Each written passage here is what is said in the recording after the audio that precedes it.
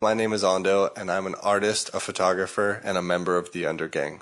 Every week, I sit down with an artist, a curator, a musician, an author, or anyone else working in the creative fields, and we talk about their work, their life, and what it takes to keep fighting the good fight in our world today. Welcome to the Undergang Armchair.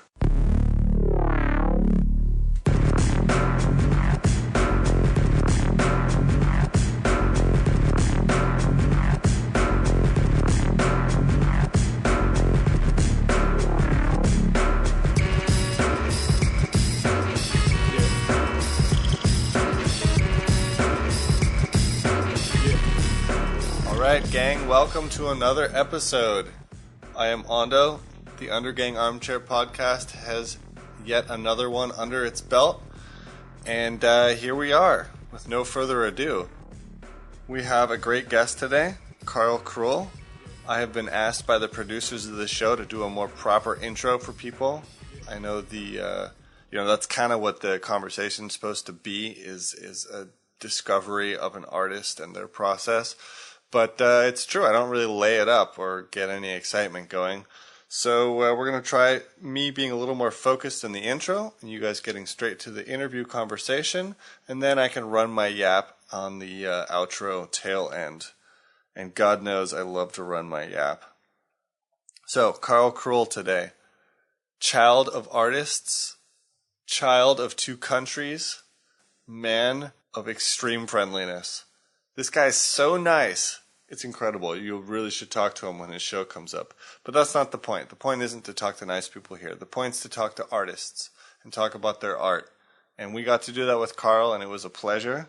He is somewhat like me in that his parents come from two different countries. His father's Danish, his mother's Polish. They're both artists, which is probably pretty wacky. I don't have that. But, I guess it just means that art is a daily thing. And it, for him at least, he'll tell you about it, never stopped being a daily thing. So yeah, he comes from this, family of artists, but he's also taken steps to get away from their empire, you could say. And, I think the key thing about Carl is his hard work, which keeps coming up again and again on this show. You guys might notice hard work is key.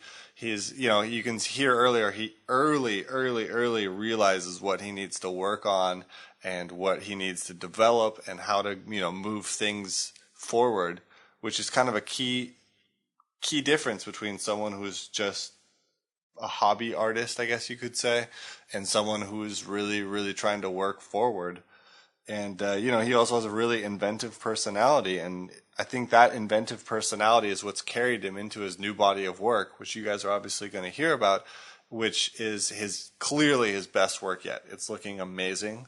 And, it all came from being inventive. He developed a way to draw while he went on a road trip. He developed a way to make drawings by wrapping them around a cardboard mailing tube so he could sit in the front seat of a car and draw pictures. I mean, I would probably vomit. No, I mean, just the fact that he thought, okay, well, here we go. I'm going to be in a car a lot. How am I going to draw it? Resulted in a whole new body of work, which is, the most beautiful work that he's ever made.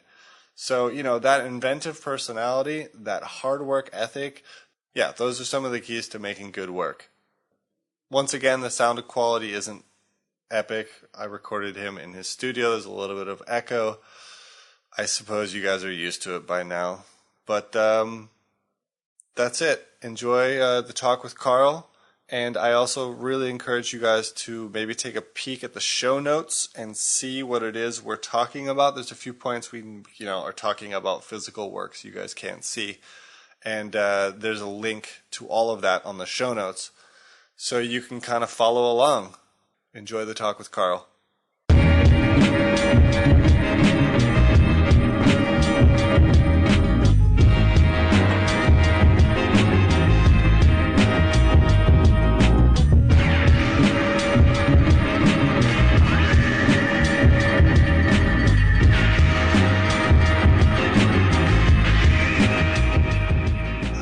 Oh yeah, humans can see, the shape of a snake before they can see almost any other shape.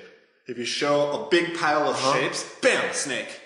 You'll get that evolutionarily because those are the people who did not get bitten by snakes. Yeah, those are exactly. Who are walking through the forest, you know. Yeah. So we have that built into our brains that you can see, you know, or camouflage snake or you know, whatever. Crazy, incredible machines. Yeah, it's nice. I like it. But I'm gonna get started if you're up for it. I basically want to start from the beginning. I was born in 1975. 1975. Yeah. Good year. Where? In Ærø, a small island in the south of Denmark. Oh, I thought. So basically, my father's family. My father's Danish. My mother's Polish.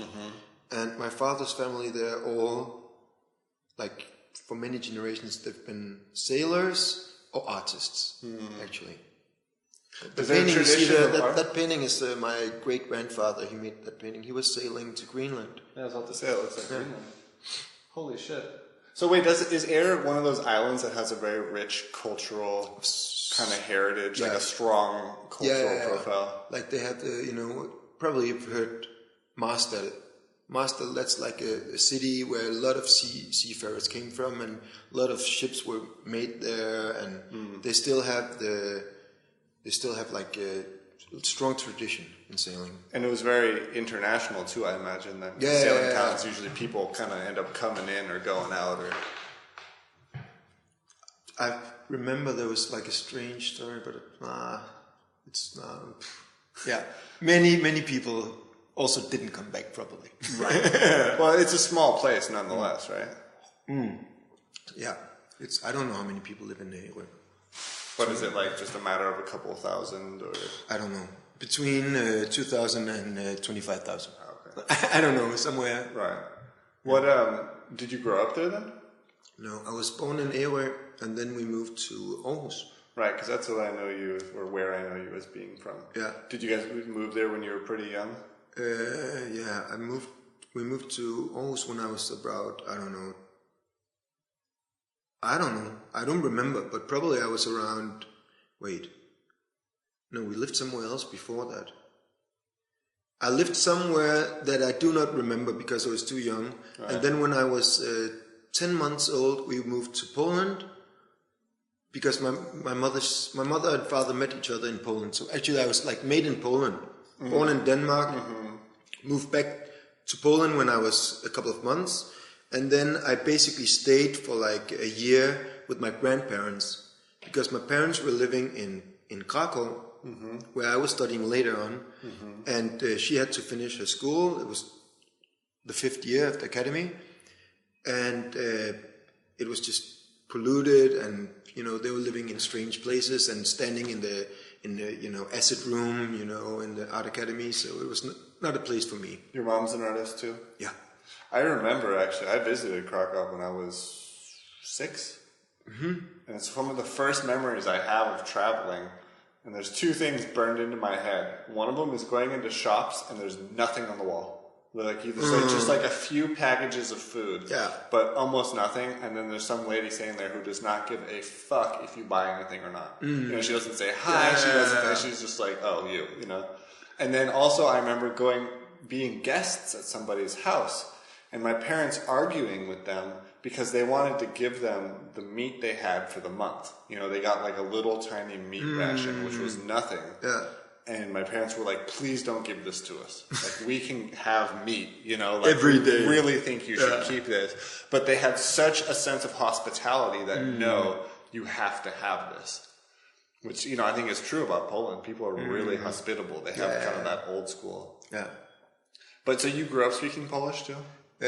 My parents, they spoke Polish. Like, actually in the beginning, they couldn't communicate because my father didn't speak Polish when he proposed to her. Wow. So he did it like through a friend. And then he started speaking Polish, but in Polish you also have the what do you call it, grammar? Is men speak differently from women. Right. So in the beginning people thought he was gay. Because he was speaking like a woman, because he learned it from my mother. That's hilarious.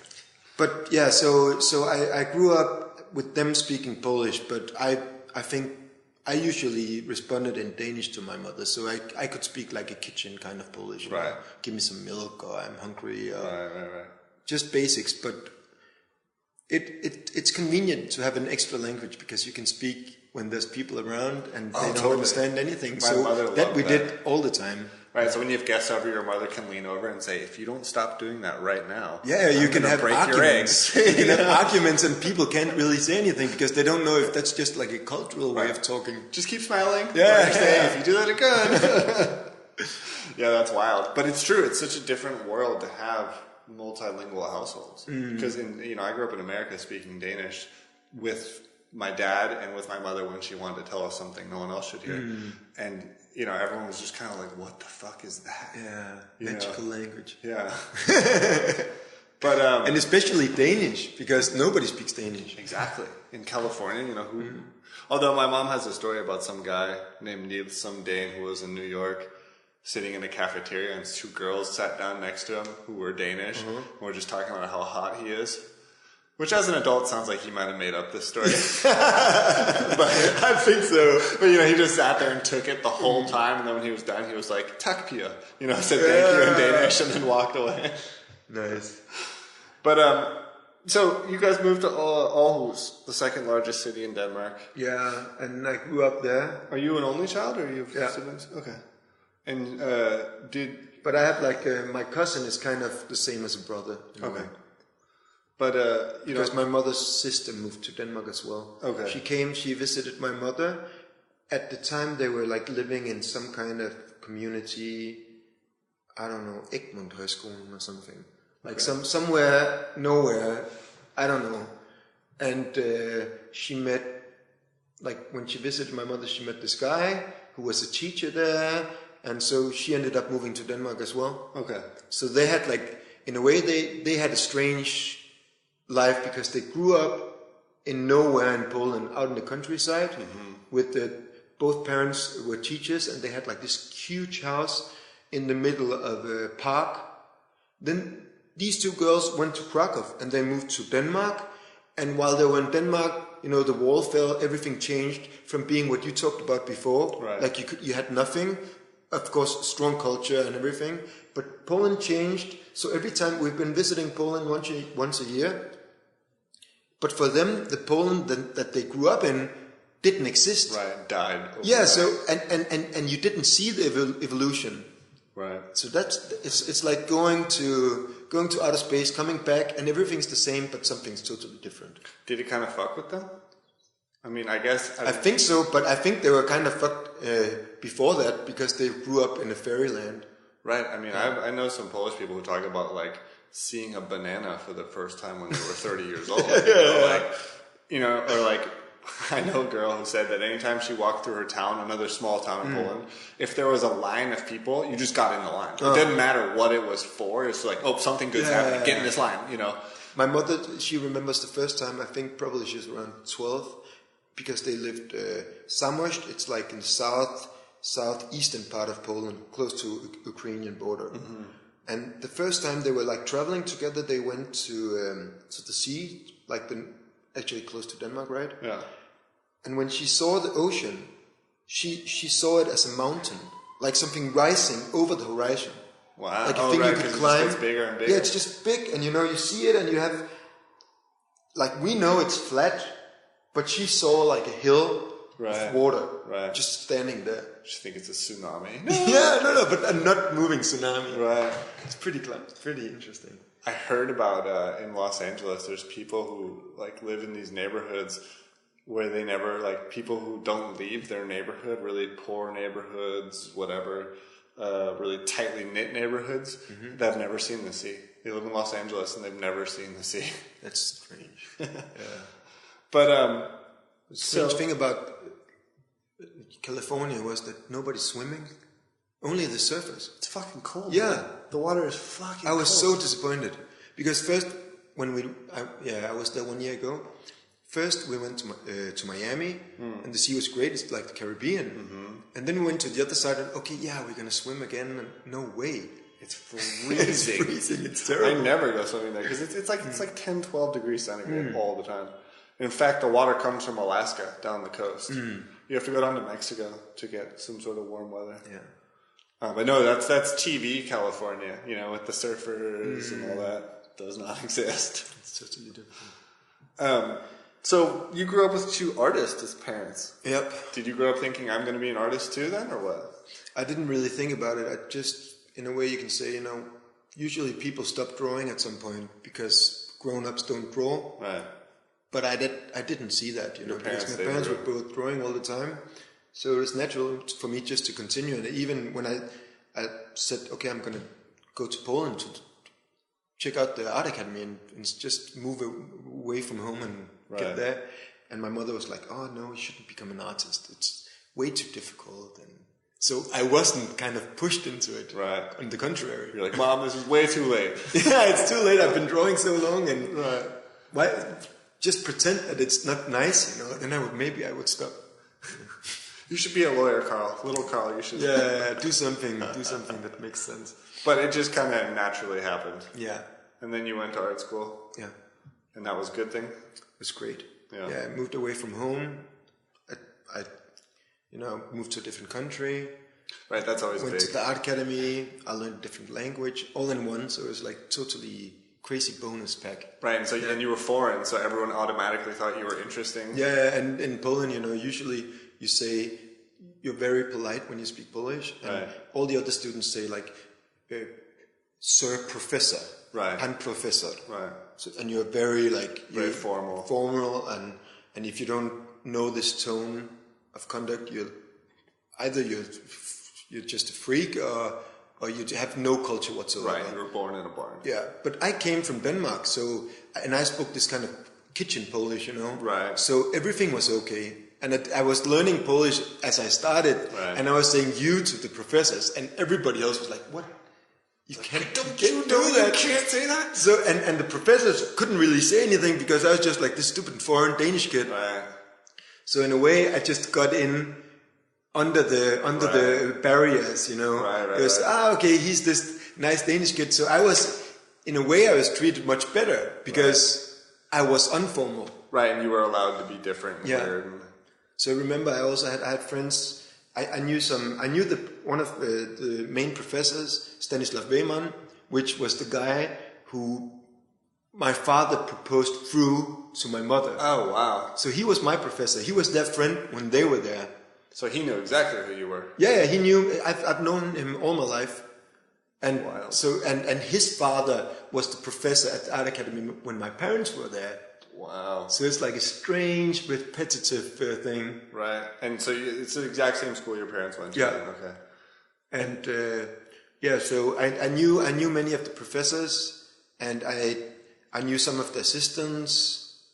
And so in a way, I started in the school, but I was like participating in classes for the, I went to drawing classes for my year, and then I went, with some friends to the drawing class from the 5th year, and because I knew people who were studying on different years, and also some of the assistants, and it was like strange, it was a fantastic time.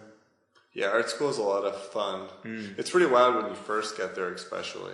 And it just seems like this whole world explodes into existence where you're like, oh my God, all we do is talk about art and make art. And then we go home and keep talking about it because that's all we care about, It was, I think it took me many years to realize that I had to think about, the normal world at some point. Totally. Because all the time I was studying there, also with my parents, and even now, I think maybe now I'm starting to realize that okay, I have to talk to somebody once in a while.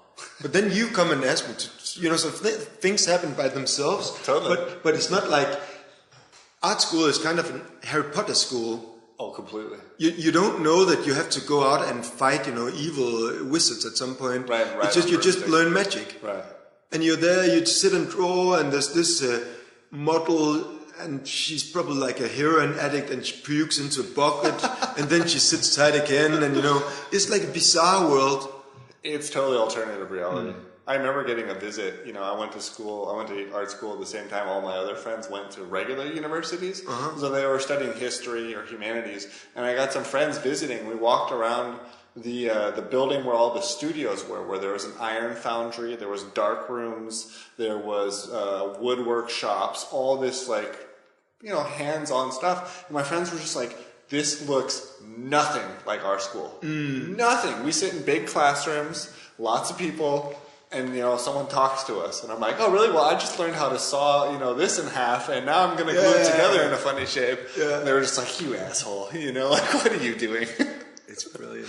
Did you finish school, though? Yeah. Okay, so like you did the whole thing? Like what kind? Like art school? Yeah. Yeah, I finished it. I was studying.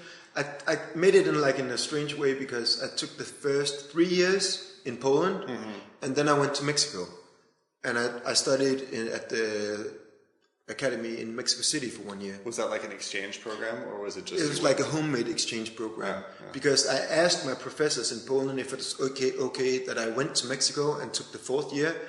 And they were like, yeah, sure, just do it. But I don't think they thought I would do it. So I did it, and when I came back, they were like, okay, maybe you should take 1 more year. But I was too stubborn, and also they wanted me to stay an extra year because, okay, you know, you see somebody and you want them to stay because it's nice, you know. But I was too stubborn, so I said, no way, I want to do like 2 years in one if you're not going to accept what you promised me. But then they said, okay, no problem, because they could see they're not going to hold me. Right. So I took the year I made in Mexico. They accepted all like the artwork I did, but then I had to do like the formal classes of, you know, you have philosophy and sociology and art theory and all these things that you have to do. And all this was in Polish? Yeah. Wow. It was crazy. But I had, you know, before I was studying at what do you call gymnasium? High school. Like high school. Yeah.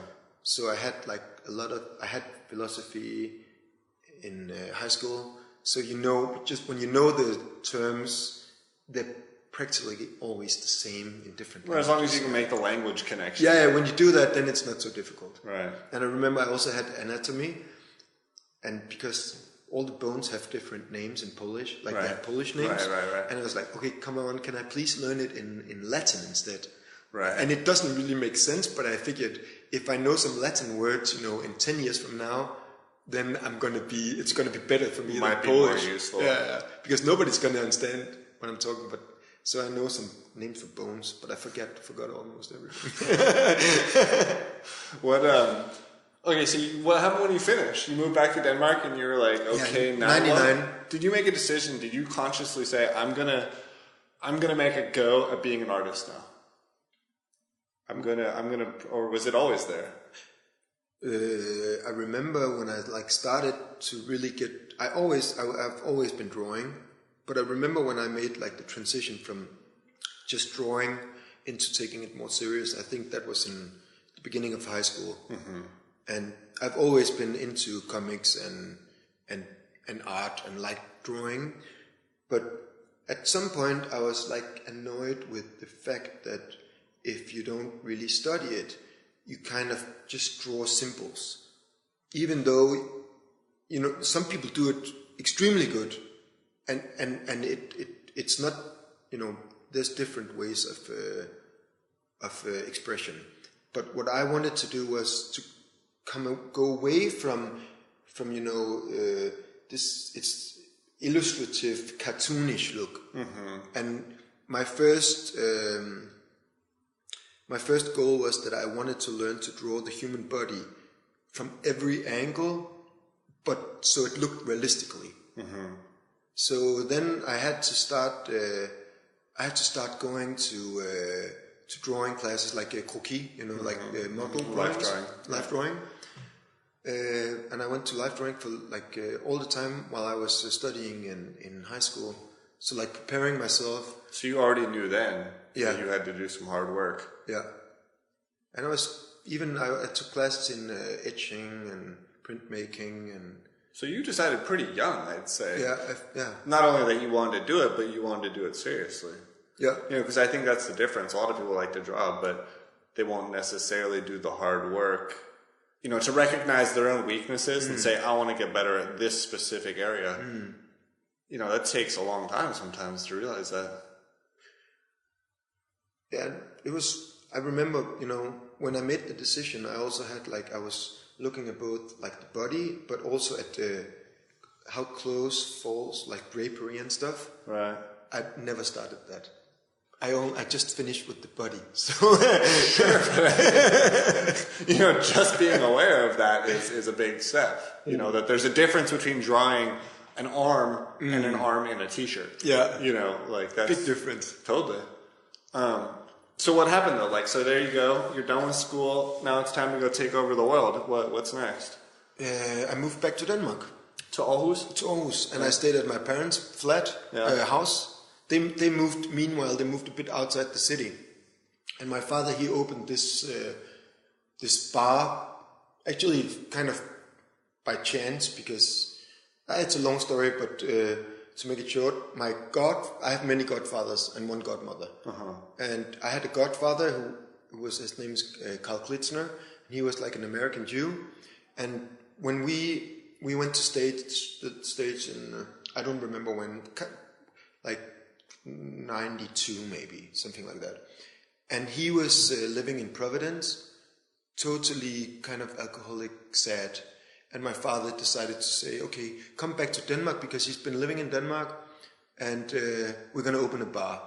Because Carl Krull, he always wanted a bar. So my father was like, okay, we're going to make a project that's going to save him.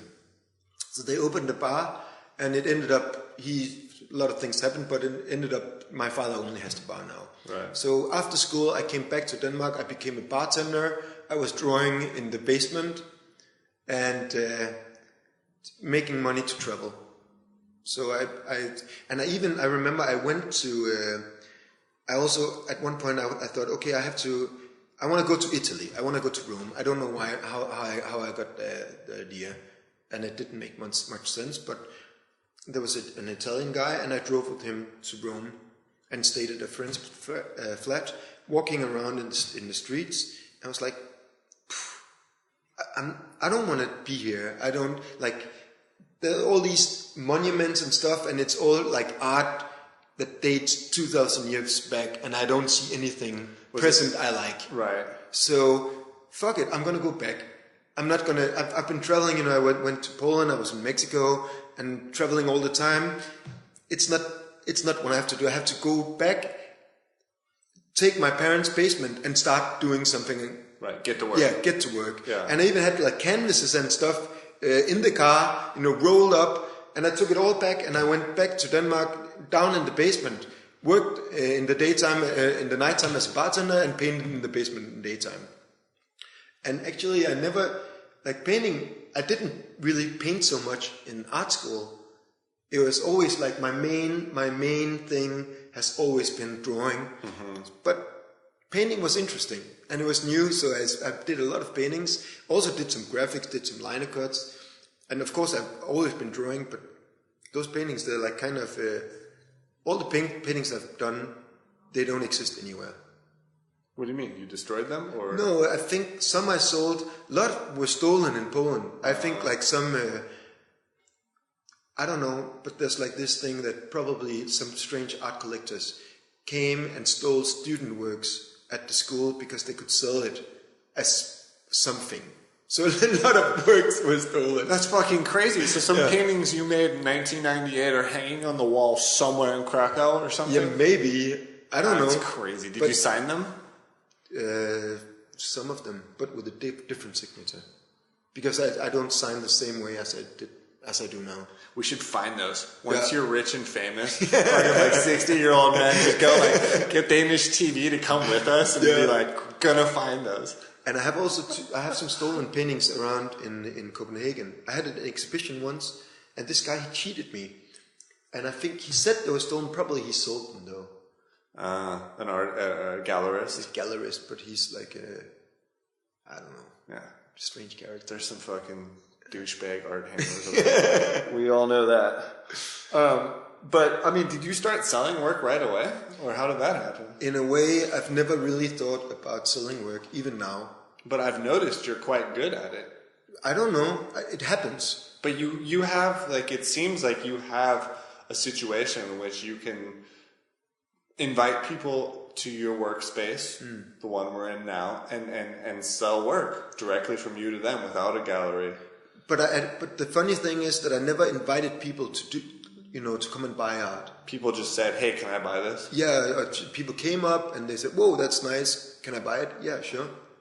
But I never really, and that's, I think, also, I'm not really stressed when my economy is kind of funky, because I never really did like a major effort to sell. So in a way, you've always made it work somehow else. You've had some sort of to make some money. People, people, also when I made like an exhibition in Aarhus, they bought like a big piece. I think I've been making like chunks of money in strange periods of time. Right. So I've been able to live from those chunks, and then things kind of people come and buy something in between. I don't know. Well, I guess it's also being smart with money. Making it last. Yeah. I don't spend money as a crazy person. Right. So you get a certain chunk of money, and it's all about like, well, maybe I can work for 6 months on this kind of deal. At one point, I also worked like I had a different job. I worked as a, what do you call it? Like with handicapped people. Yeah, that's very common here that people do that because it pays really well, and you don't need to work that many hours. But that's many years ago now. I think it's like 10 years ago. See, I could never do that because I sleep too deeply. No, but I only worked 4 days a month. Right. But in one go. Right, and you could make enough to get by for the month. For the whole month. Right. And even at one point when I lived in Paris, the first time I lived in Paris, I worked as a handicapped worker as well. No, that was the second time. And I went to Denmark for 8 days, working non-stop, went back to Paris, and I could live in Paris for 2 months. Jesus. That's wild. I mean, that's why people do that, because you can have so much free time. Yeah. It's a lot of responsibility. I mean, it's hard work too, isn't it? It was not that bad. Actually, I did a lot of work while working. Right. I know a guy who plays guitar while he's doing that. No, but I was working with this guy who's a totally normal person in many ways. He just couldn't walk because he jumped into some water and broke his neck. So he was just hanging out with his friends, getting drunk and writing on a book and stuff and smoking joints. Right. And I was just sitting next door always in the car, drawing or... Right, if he needed something, you could help out. Yeah, exactly. So it's not bad. It was really easy. But I mean, it sounds like you haven't really had that many other jobs. No. That you have a lot of freedom and time to work. Yeah. And that you've just always kept that as a priority, I guess. Right? You say. Yeah, okay, I never really liked to have like a normal job. Yeah, it fucking sucks. And also, sometimes I've just been like a guest teacher now at this school. Right. And they've been asking me like, hey Carl, don't you want like a regular job? And I'm like, no way. I don't. Thank you. Like, don't you understand? No, I don't have to. I don't have to. It's like I think it's like a luxury to come and be a guest teacher and just check out that world and be happy about it. And every job's great while you're learning to do it and figuring it out and stuff. It's when you've been there for 4 years that you just too much responsibility. No. It's nice. When did you move to Copenhagen? I think maybe around 2002 maybe. Okay, so you were only in Aarhus for a couple of years. Yeah. Did you decide that Aarhus was just too small, that you needed to be in the big city? Both my parents are artists, so I have to escape from Aarhus. Right, also true. And my father, he's like world famous in Aarhus. Right. So it was important to get out of the city because you couldn't really, if I did anything, it's Hans Krull's son. Right.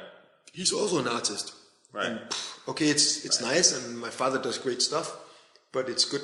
So I take Copenhagen, he can have Aarhus. Right. Fair enough. Well, I mean, that makes a lot of sense because, Sol LeWitt, the artist, said you gotta kill your father.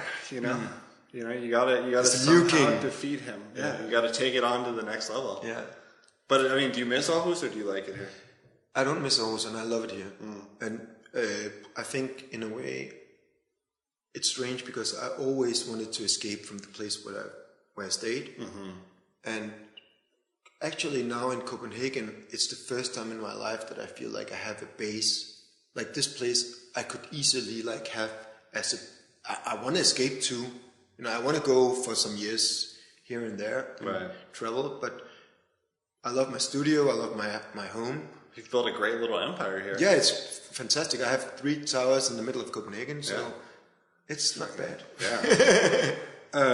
It's like Lord of the Rings. Well, I mean, to me, you're kind of that figure who just managed through sheer desire, and I mean that in a good way, fuck it, I'm going to call people, I'm going to ask people, I'm going to make this happen, to build something really great. You've told me some cool stories about how you got these spaces, and it wasn't by answering ads in the newspaper. You're crawling around the roof, and you say, hey, what about that place? And then who knows this guy? Who am I going to call, And I think that's a really, really...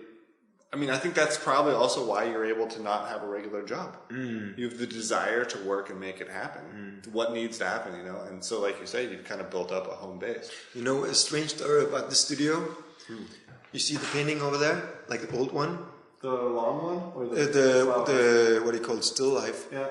There's like a small drop of, what do you call it? Dew? Oh, yeah, dew, yeah. Yeah, and that was in my father's home. And my father was always so impressed with that drop when he was a kid. When my father, he came here the first time after I got the studio, he went home back to Aarhus and he called his sister. He was talking on the phone. He has like three sisters. And he was talking on the phone with her. And he was like, Carl got this great studio, Bullseye Copenhagen.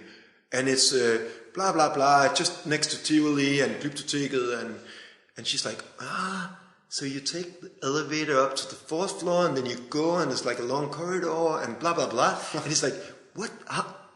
How do you know? I came there many times as a young girl in Copenhagen. That's like where our grandfather's best friend had a studio.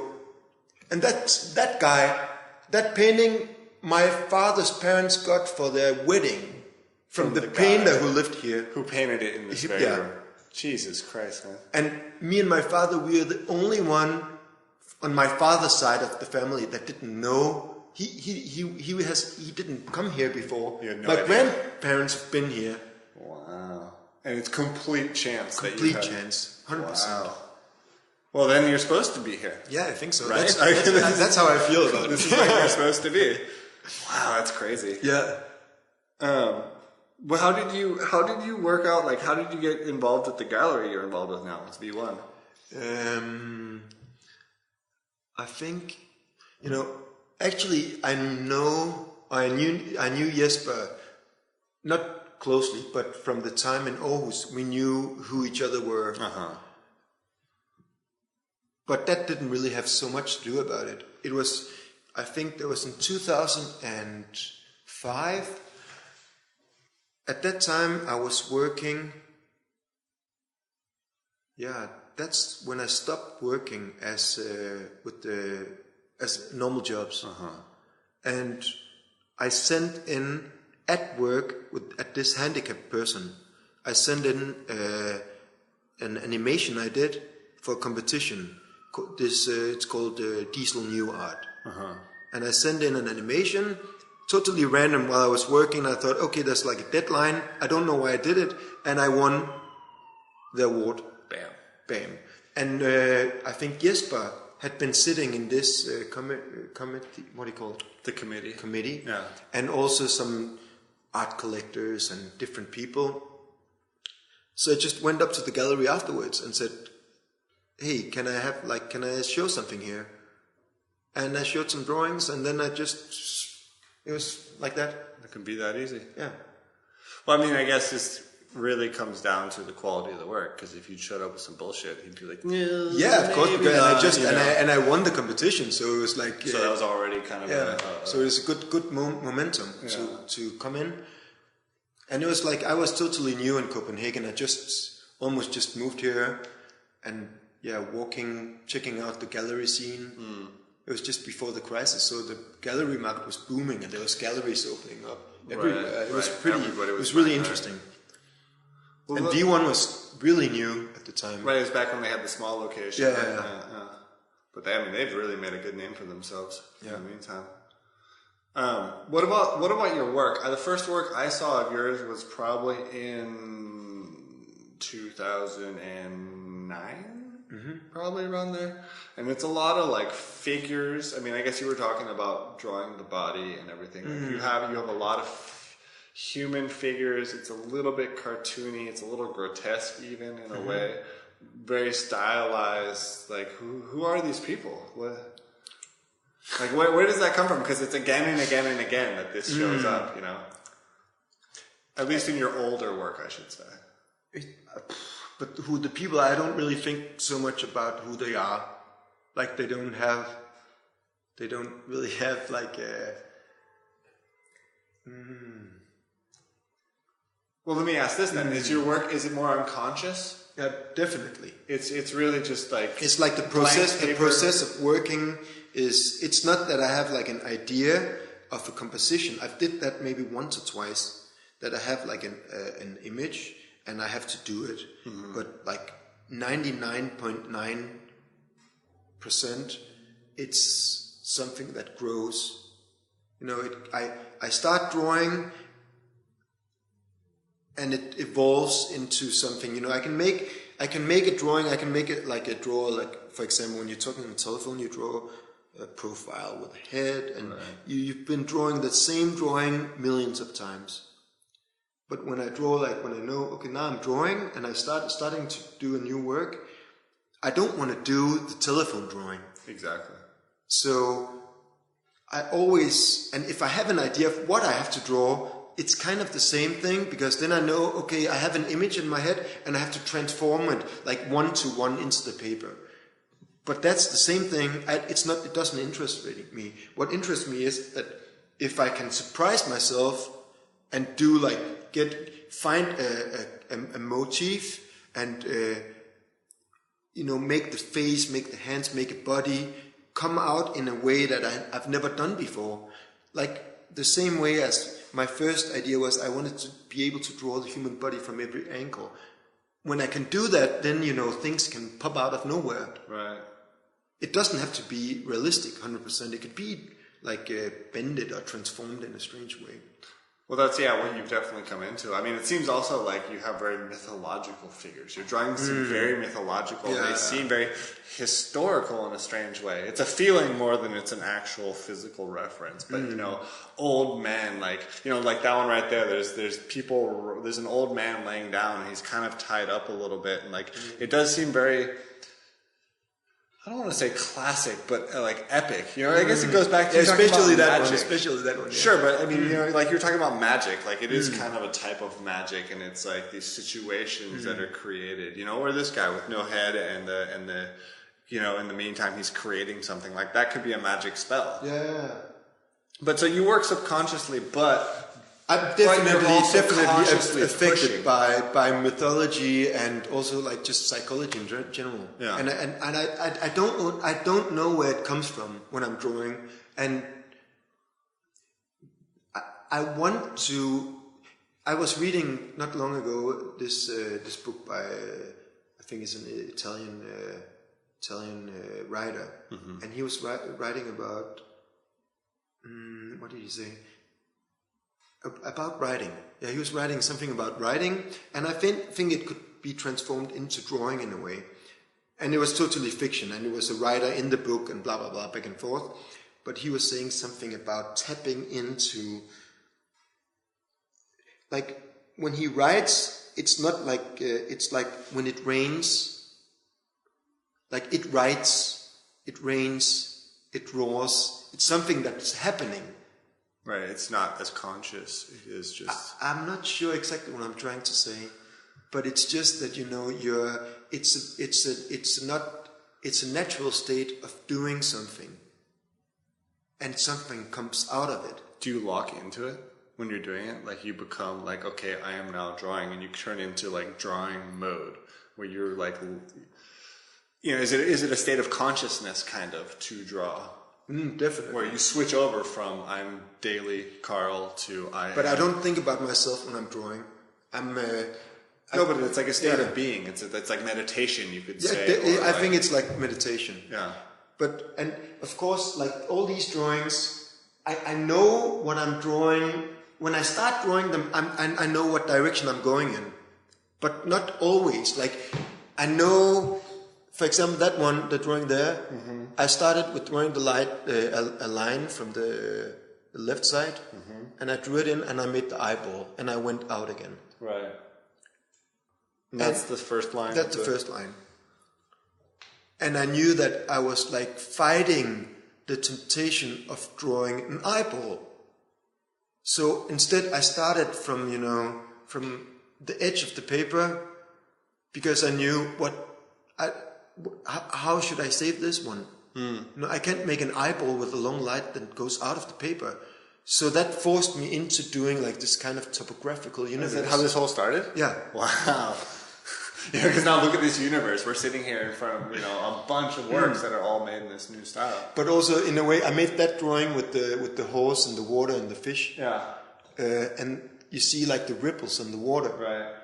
Those kind of inspired me to do that thing, because I could see that the ripples on the water had so much shape in them. Right. That I could use it. Because always beforehand, in a way, I've always been like obsessed with the line, drawing with the line, right. like line drawing. And drawing the line is kind of like making this, it's like drawing a border. And there's two sides of the border. There's like an inside, there's an outside, it could be a body, and it could be the background. It could be Poland, it could be Denmark. Exactly. And you can then when you have that line, you can make lines up to it. So you can say, okay, it's different in different places here. Right. And I've always been irritated with the fact that they were like separable. And the line at one side of the border had like status of being pseudo color. It wasn't a color, it was just like some kind of texture. Right. And I hated to draw texture, because it's like I'm doing illustrations or something. Because why do I do lines that they don't have any importance to them? They're just like background. Right. And that's what, like the last work I've been doing, it's actually taking the texture and make it the shape. Right. It is a line that it isn't a border anymore. No, it's not It's a three-dimensional space. Well, I mean, that's a fucking great step to take then, huh? It was fantastic. And it started with the ripples on the eye. Right. And you were like, wait a second. Yeah. I was talking in the phone with my cousin, and we were discussing, all sorts of things. And I was annoyed, and I was talking about this, the line drawings. I was looking at this, and I went, the table was standing here at the time, and like that. And I thought, okay, I'm going to start it in a fucked up way. Right, I mean, set a new starting point. Yeah. I mean, when I draw, and by all means, I'm not a drawer to that degree. My problem is I always do the same goddamn thing over and over and over again. It's so hard to break that. That's so annoying. Right? It's really annoying, because you're like, God, I did that a million times, But it's so hard to break it. And I've started doing the same with photography too, but, at least with that, you can set different technical requirements to, change things. But, I mean, I wanted to ask you, isn't it hard? Okay, so you draw subconsciously, we could say. You have some conscious effort to draw differently. But maybe it's not, I think maybe it's wrong to say subconsciously, because basically, when you draw shape, things are going to pop out. And you just, because, I don't know, like the last drawings that I made here, can I talk about those? Yeah, please. Like I made these 6 drawings crossing the United States in a car. Like it was made on a road trip. I was traveling with my wife just before we got married, so we called it like our pre-honeymoon. And I make like horizontal lines, and it's eventually, because it's hand drawn, right? So eventually some kind of you can call it a mistake, or she turns the wheel, or there's a bump in the road, so something happens. And this bump, I repeat the next line. And On out purpose. of this, you have like accidental stuff, but I knew that I would make simple compositions with people. Like one person spinning. Right. And I knew I wanted to do that on all the drawings, all 6 drawings. And so in a way you can say all the drawings are mentally the same, because I had the same composition in my head. Although I didn't follow, I didn't say, okay, it has to be start like this. They all evolved differently. Mm-hmm. And the second drawing and the sixth drawing, they're like more into the shape that I thought all the drawings should look like. But I did that because I thought, okay, everything turned out to be differently from what I wanted it to be. Right. So now I have to do something a little bit more concrete in a way. Is it hard to write about it then? I mean, because eventually you run into that wall in our modern art world in which you have to write about it, either for an application. Yeah, I just wrote about it for an application. Was that hard for you to do? I think it's pretty easy. In a way, it takes time. That's the difficult part. Sure. And I want to draw instead, and I had to write on my table, Carl, you cannot draw, you have to write. So right. I walked in here and even I said, okay, I changed it. I changed what I said. I can draw until 12, and then I have to write. So and I started drawing, and then okay, it was 12 o'clock, and I keep drawing. So okay, eventually I'm not allowed to draw. I have to write. Right. And when I started writing about it, there's so many. I can think while drawing, so of course I contemplate about what I'm doing. So all the time, these different stories come up, and I was thinking about, I do it on this one piece of paper while crossing the United States on a road trip. That reminds me of on the road. Right. Jack Kerouac, he wrote, on this long scroll, 20 feet long thing. Right. And in a way, this way that I was working here, people ask me, how the fuck can you know, what, you can't see the whole thing in one go when you're working on it, and this one is 3.5 meters long. How do you know that goes with that, and where you're going, and blah, blah, blah. And in a way, you can say, okay, how does a writer know on page 55 what happened on page 10? Except for you can't rewrite that. No, yeah. But no, I know what you mean. Tell me. Yeah, but you have the image in your head, and I remember at one point I was doing even bigger drawings where running around on 7-meter long paper, making lines, and in a way you don't really know what's happening, but you have, when you make a line, you have it all kind of incorporated into your body. So you have a feeling where you are, you're playing football or something. You know how far you've been running, so when you kick the ball back without looking, you know even where the other people are moving. Right. So you have a concept of it's a feeling space. Almost. Yeah. I mean, that piece does not look like it was done a little bit at a time. I mean, that's a whole piece, definitely. Yeah. It's also fucking beautiful. It's going to be such a good show when it comes up. I think it's my best piece so far. I would agree with you. I think so. I think... And it's also a giant leap. Well, it makes complete sense. Totally. And also you've become... It's less a drawing and more a sculpture now. Mm.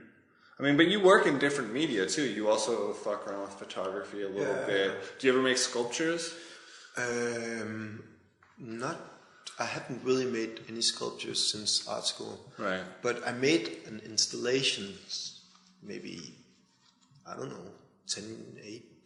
years ago. But that was a video installation. Right. But I didn't really sculpt. Right. But what I'm doing now feels much more like sculpting than anything I've been doing at any time, because I make a line at the time, and it's like building. It's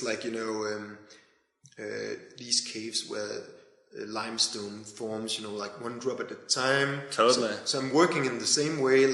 Also when we are driving in the States, we are driving through Badlands.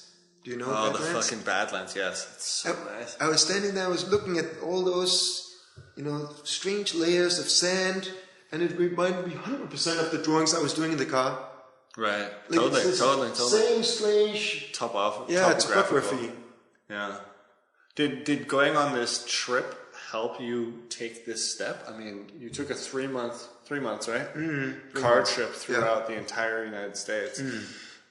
I mean, do you see this work as a natural extension of checking out of your life in Denmark and doing something else for a while? I think it was really important that I had to do the work in a strange way. Like I had like a, how do you say, you know, I was confined to a space that was too small to do the scale of work that I wanted to do. Right. If you told me you wanted to make a 3-meter long drawing in a car seat, I'd be like... But I didn't make that drawing in the car. No, but I mean, okay, so these other big ones, you know? Yeah, but I had to like roll them around this tube. Right. And so I couldn't see the whole thing right. while I was doing it. Right, a big cardboard mailing tube. Yeah, and I had to, of course I had to plan, or I didn't have to, but I planned what I wanted to do before I went there. So the work that I did before, like the guy with the eye and the ripples and all these works, they were in a way like preparations to how can I work on the road for 3 months. Right. So, and it wouldn't have happened if I didn't travel, and if I didn't sit in the car, I wouldn't do this kind of stupid work. Like, why should I fold the paper around a tube and make horizontal lines one at a time? Although technical limitations really help with changing style. Yeah. Also, like figuring out like limitations in general. Right. Like I've been saying to myself the last, I don't know how many years now, you can only draw drawings. I've not been like officially, you can say, painting. I'm sketching in color sometimes and doing stuff, but primarily I'm just making black and white drawings. Do you think one day you'll be like, okay, I'm done? I think I'm probably never going to be done, but who knows? Maybe one day it's going to be, that was my blue period. This is my line period, my pencil period. No, only, I don't know. Right, well, I know you're kind of working on other things simultaneously. As you know, and that's a private thing, you know, and then I guess eventually that might develop into something else. I think every artist needs an extra studio, you know, because if you come here and you draw every day, you need a studio to go and relax from from this kind of work, you know? To make art back into the fun, carefree thing that which it is in the first hand anyway. But it becomes a job too. Not really. I don't think so. But it, like you have, why not have like 5 studios? Yeah. Like what are you going to do in studio number 2? Okay, fine, that's completely different. I like it, it's nice. What are you doing in your 3rd studio? Well, my 3rd studio is just like a mess and there's like junk everywhere and, you know, that's where I go to get fucked up. Right. And then the 4th studio, maybe I only write in my 4th studio, and the 5th studio, that's where I do like a naked prints of my nipples. You know? I don't know, you know, you press your body against stuff, or you just run around naked and eventually it looks fantastic. I don't know. Right. But whatever needs to happen. Whatever experiment or play around. I can't wait till the day where, next time we do this, let's do 20 minutes in each studio. See if we speak in a different voice or whatever. We can talk in the other studio another day. I think I guess things take time too, right? It takes time to develop something. I'm very against showing work before it's done in a way, because you may end up not using it at all. Now I feel that I shouldn't have shown any of the work that I did before now. Oh, but that's a good sign. Because that just means you've taken a giant step forward, right? I mean, in theory, if you look at your work from 20 years ago, or, you know, let's say 5 years ago, and you say, oh yeah, you know, that's better than I'm doing now, you know, that's fucking over. You really should be a little embarrassed, I guess. I'm glad I sold it. Yeah. Because I would never be able to sell it now, you know. I would be like, maybe you don't want this. Right, well, I mean, that's, you know, that's no, but not saying that I'm really happy about that work too, you know. Right. People there with my art on the wall shouldn't think that, shit, man, he sold us the terrible stuff. No, it just means they need to buy another one. Yeah. You know, they need to keep buying them. Well, I mean, you know, it's a hard thing, and it's you have to take a chance, right? You have to put it out there. If even, I don't know about you, but I always, to a certain degree, feel like it's never good enough.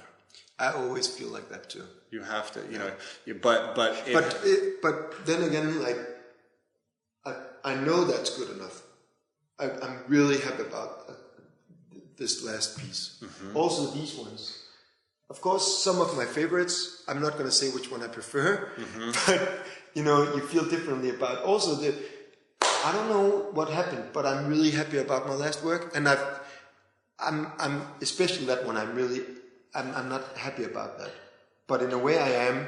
And for example, I'm looking at it with my wife, and I tell her what I don't like about it, and now she only sees that, because as soon as you tell a story about a piece of work, it becomes really alive. Right. Right, and it can't be shaken off. It can't be shaken. It's impossible. And it's like the pretty girl hitting her own, I don't know, toe, big toe or finger or a belly button. It's like she doesn't like it. I don't know, and it becomes a focus. And of course, when you're working with things, usually at some point there's like things you really don't like. Right. And I remember when I was making the face on this guy, I was so afraid, because I've been working on this piece for 2 months at that time, right? And now I do the face and I don't backtrack. Right. Don't fuck this up. Don't fuck it up. And I was looking at it and I was like, fuck! He looks like something totally deformed, distorted. It's terrible. And then, I like it. Right. Yeah. It changed immediately. Yeah. That's great. That is fantastic. What about, okay, so you've got a killer body of work here. You're happy, I'm happy, so we can just assume the whole world's going to be happy, right? I hope so. Between the two of us, we got it covered. But so now you got a show coming up in October? Yeah, so it's like 10 months. It's a long time. So you got some stuff to sit and stare at. I've got enough for 2 shows here. Right. So maybe I guess you should just get another show in the meantime. Maybe.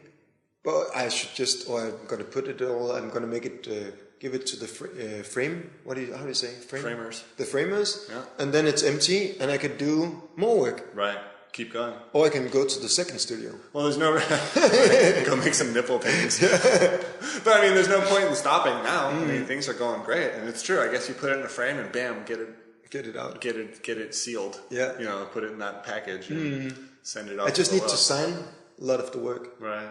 That's the only thing. But I mean, do you think you're going to keep going with this, or you feel like you're starting to reach the end of this series? No, I know I'm going to keep going with the big ones. It's like big heads. Yeah. And I'm not completely done. I really like it. I like the way the work is like progressing. Oh, you have a show here for sure. But might as well keep going. You got all the time in the world. And I think like now I've made like four of these ones, and I want to. At least I'm going to finish that, and I'm going to probably feel like doing one more, and then probably one more, until maybe October. Yeah, I don't know. I don't know what I'm going to do, but I'm not done with these techniques yet. Right. It's a nice approach, and it gives me something I haven't tried before. Oh yeah, I can't wait to see the show, because I think you're absolutely right. I think it's the best work you've made so far. And I think it needs to get out there. Yeah. It needs to go on the wall. Someone needs to drink some wine in front of these. Yeah. Exactly.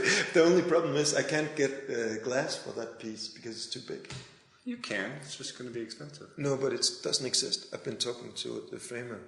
And you can get an ordinary glass, but I want like... you want museum's glass. Yeah, I want the one that doesn't have reflections. Oh, yeah.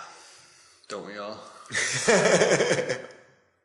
Well, thank you so much for taking the time to talk to me. Yeah, you're welcome. It was a pleasure. Cool. All right, ladies and gentlemen, that was Carl. I think Carl might have to become a member of the gang. We might have to let him in there. He's just too cool.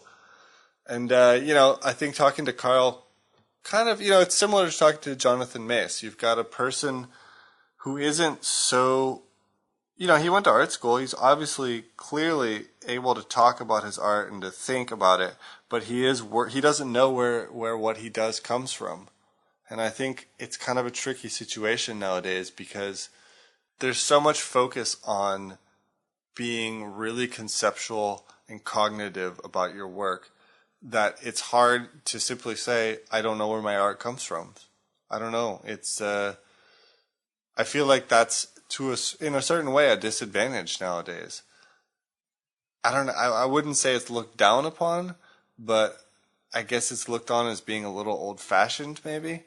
And I think that that really needs to stop. There really needs to be a better space for that type of work, because that's all it is. It's the only difference between that and conceptual artworks or highly constructed artworks, highly theoretical work, whatever you want to say, is methodology. It's simply just a different way of making it.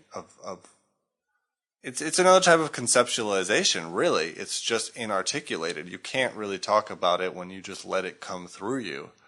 And he struggles a little bit in the talk, as you heard, to discuss the undiscussable, but also point out that he was very aware of certain things he did and trying to move away from techniques and trying to advance the work and, seeing where things were going. So I guess it's like steering a ship in a storm, You can't, you can make decisions and keep the boat from tipping over, but it's not like smooth sailing every day.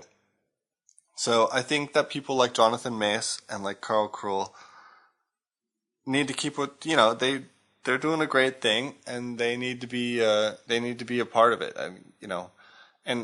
Both of them are already accepted in the art world. I can't say that they're not, but I'm just kind of thinking generalized outside of them about that kind of work method. For me, going to art school, everything was hinged on concept, and it seems to me, as a person who sees a lot of art, that it's still really contingent on concept. You can have a really beautiful photograph or a really beautiful image, but if it doesn't conceptually fit in with 20 other images, it's probably going to be a fluke. And if vice versa, if you have 20 images which conceptually fit really tightly together but aren't that beautiful, you'll probably get a lot more attention than just 20 beautiful works without some sort of concept behind them. So I think we need to take things back down a notch. There's plenty of space for the hyper-conceptualized. There should be space for it all, and it shouldn't be a bad word to work from your heart, and I don't work this way. So I think also maybe it's coming back. If you look like photographers like Jakob Auersebol, we had him on this show. He also works essentially from his heart. He's just out there doing it by intuition. I think also, if you guys haven't done it yet, you got to check out Carl's website. He has a great website. You can see his works. You can see some videos. He always makes a video of every one of his works. We're going to put one of the videos on our site on the show notes, but he's got a ton of them. He records every drawing he makes pretty much, so you can see that. It's just kind of a cool integration into the work and into the process. And he has a show. We talked about it. It's a show in October at our friends the V1 Gallery. We are obviously going to check in with him again before that show goes up. Like I said, a lot of the work is done, so we're also going to see maybe the show will change. He doesn't stop working, that's for sure. So we'll see where he goes with it and what happens. But yeah, check out Carl's website. He's making the best work he's ever made. So really, I encourage you to go check that out. Other than that, I want to thank you guys for listening once again. I see you guys sniffing around. We're getting a few more listeners every week. And if you like it, I really encourage you to please tell a friend. I encourage you to write me an email, ando@undergang.net, ANDO@undergang.net. You can catch us on Twitter. The Undergang is our handle. And everything happens at our website, undergang.net. So please write a review on iTunes, tell a friend, holler on Twitter, whatever you got to do, because we're starting to stack up some really good shows here, and we're eager to get the word out. We want to spread. We want to get bigger. So thanks for listening, guys.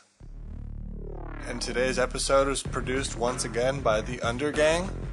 Intro and outro music provided by Heavy Links. You can catch them on our About page. There's a link to Heavy Links there. And the interstitial music, once again, provided by Black Ant. Link to that on the show notes. That's it. We got good ones coming up. Go see some artwork on Friday.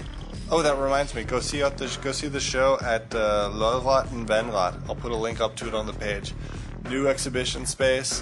One of our future guests is having a show this Friday. Go support non-commercial art spaces in Copenhagen if you're around. That's it. See you guys next week.